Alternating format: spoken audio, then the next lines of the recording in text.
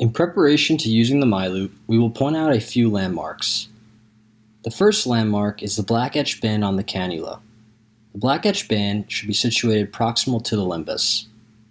This will leave the tip of the miLOOP cannula shy of pupillary center.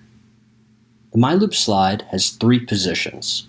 It is in the soft close position right now.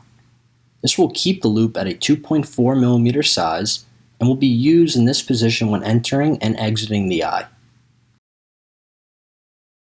Retracting against the spring will bring the slide to the hard stop position.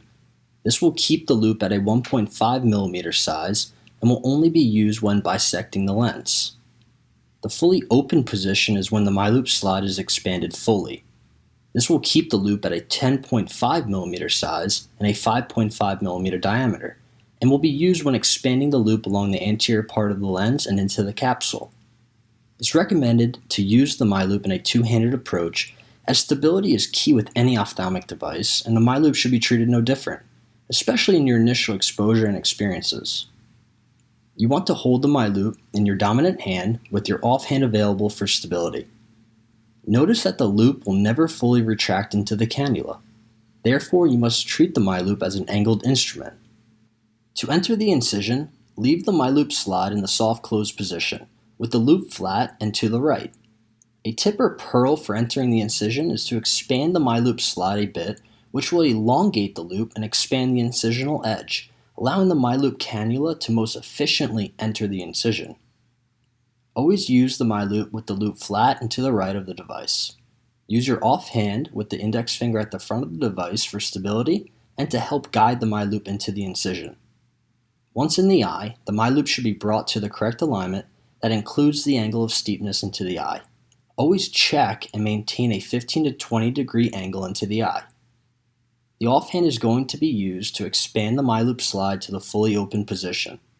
Once in the fully open position, the offhand will then be taken at the heel of the device to dial or rotate the housing tube. It's best to use your fingers and maintain X, Y, and Z alignment rather than use your wrist.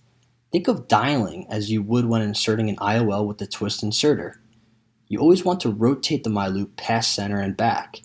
This will account for the lag that the loop will experience as it sweeps along the hydrodissection plane. Remember, the nitinol loop is squeegeeing the posterior capsule, and because of its very soft and flexible nature, it will lag a bit. Therefore, we sweep or rotate that housing tube past center and back. Once in position to cut, take the index finger of your dominant hand and retract the slide about 1/3 of its length. This brings the expanded nitinol loop off the capsule and allows you to grip the nucleus while inserting your second instrument with your weak hand. The second instrument is used to prevent the lens from tumbling or prolapsing by laying it across the loop at the distal pole. The tumble or prolapsing occurs because the loop retracts from one end and will be more pronounced as density of the lens increases. It's very important to always retract the miLOOP slide to the hard stop position when dissecting a lens, as we want to make the loop as tight as possible. Once in the hard stop position, you must get free of the small tissue bridge left in that 1.5 mm loop and bring the loop flat prior to exiting. To break the tissue bridge, rotate the miLOOP holding the hard stop position, and then last, exit on an angle.